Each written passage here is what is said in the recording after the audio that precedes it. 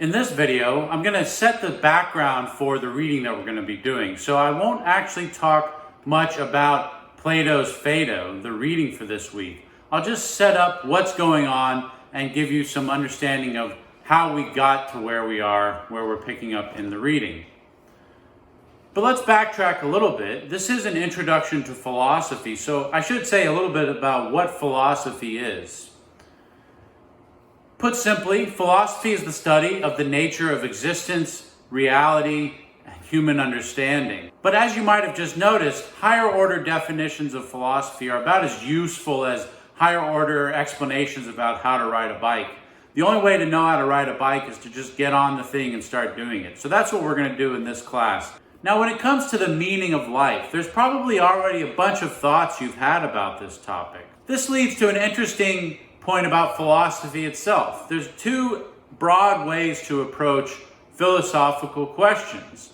First is the revisionist. Now, it's commonly thought that life has a meaning. A revisionary philosopher will want to revise common sense after submitting common sense views to critical scrutiny. They'll say something like, there's things we think we know, we go around as if we know them, but once you take that bit of knowledge and really submit it to critical inquiry, you'll find that there's all sorts of holes in it, questions that you can't answer, parts of the account that you can't give. So what we should do as philosophers, according to this type of philosopher, is that we should set a bar for knowledge, explain exactly what knowledge consists in, what hoops you need to jump through to say that you have knowledge. And if one of our common sense views fails to make it over that threshold, then we should reject it. So if we have the common sense idea that life has a meaning, but we can't explain that idea or account for it well enough to count as knowledge, then we should reject that idea. And maybe we should become nihilists and say life has no meaning, or we should become skeptics and say we don't know whether life has a meaning. But the fact is, most people think life does have a meaning. And another way to approach philosophy is to say, look, here's this common sense view. This is a view we find every day in our life world. It's there for us. We inherit it from our parents or from our friends or teachers. Now we can ask as philosophers, let's just accept that and ask ourselves, what must reality, or what must human reality be in order for that to be the case? What must human reality be like in order for experiences or states or relationships to have meaning? That's the route that I'd like to pursue in this class.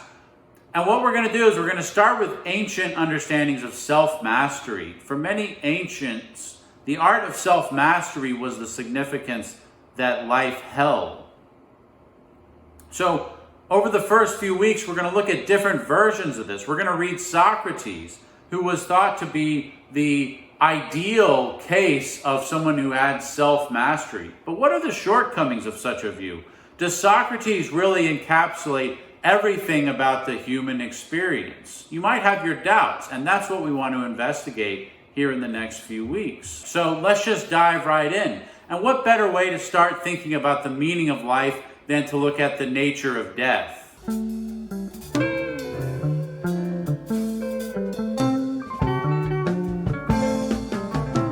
Now we're going to begin our philosophical readings with Plato.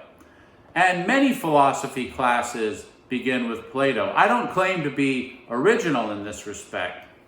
Chronologically, he's among the first major philosophers in Western philosophical history that we know about, and his works survive intact.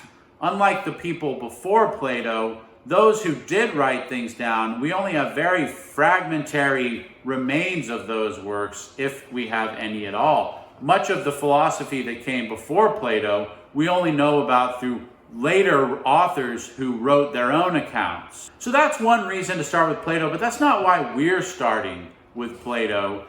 Plato's a good introduction to philosophy because he writes in dialogue form. He brings alive the views, the abstract thoughts, and personifies them as people engaged in a dialogue. So when you're reading a Platonic dialogue, as you'll be doing in the first few weeks, ask yourself, what is he trying to accomplish? What is the literary formation that he's giving to these abstract ideas? In Socrates, the main character of Plato's many dialogues, we find the archetype of a philosopher. So there's things that he's going to have Socrates do that Plato obviously prizes as being the philosophical way of being.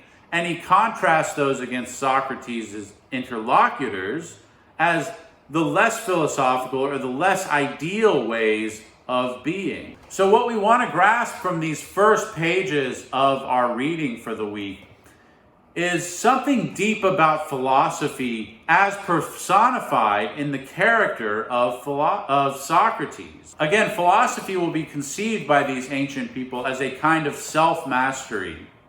So the ultimate path towards the meaningful life is going to be found in the examination of oneself. Look at how, for example, the body is portrayed and conceived of by Socrates. What does that tell you about Plato's thoughts on philosophy and the nature of wisdom? Now I'd like to just set the scene. What is going on in the Phaedo? Well, they're having a dialogue about death, but why are they talking about death? That's because Socrates is about to face execution. In the very dialogue we're reading, later on you'll see that he is actually put to death officially by the state for crimes of various sorts. We're entering in at Socrates' execution. Prior to that, Socrates had been put on trial. So why had he been put on trial? It's generally accepted that historically Socrates was indeed put to death by Athens. Now, Plato portrays Socrates' trial as arising from the frustration of the various authorities in Athens at the time, because Socrates was well known for going around town, questioning those authorities, and finding through the use of reason that those authorities didn't actually have reasonable accounts of their views. They were passing along dogma that hadn't been well thought through. So Socrates, according to Plato's account, looks like a kind of martyr for reason and philosophy. Now, the true story could actually be much more complicated than that. Athens, it's well known, was an ancient democracy.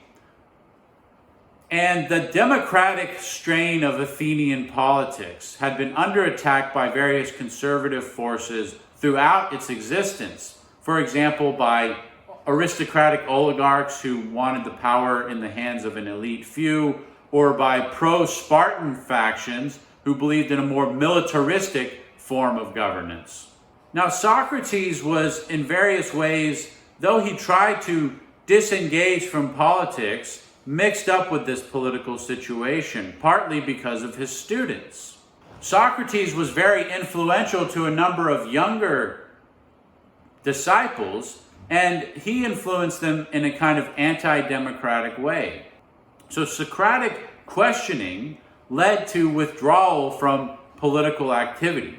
And political activity was considered an important obligation of all citizens, even more so than it is today. There were times of Athenian democracy that were radically democratic insofar as every citizen had to go and participate by law. Moreover, some of Socrates' students were involved in an overthrow of Athenian democracy by a group called the 30 Tyrants. They overthrew Athenian democracy and instituted a brutal rule where anyone who disagreed with them was exiled or killed. So all of those who were pro-democracy, either they were exiled or they left willingly. Now, Socrates stayed in Athens during this time, and he was not exiled or killed by the 30 Tyrants. That left the impression in a lot of people's minds that he was somehow friends with the 30 or pro-tyranny. Since Socrates was silent on the 30 Tyrants and remained in Athens, his political loyalties were under severe questioning at the time. So we pick up when Socrates has already been charged and put to death, and he's going to drink the hemlock. How does Socrates approach death? Think about that as you read the dialogue over the next few weeks.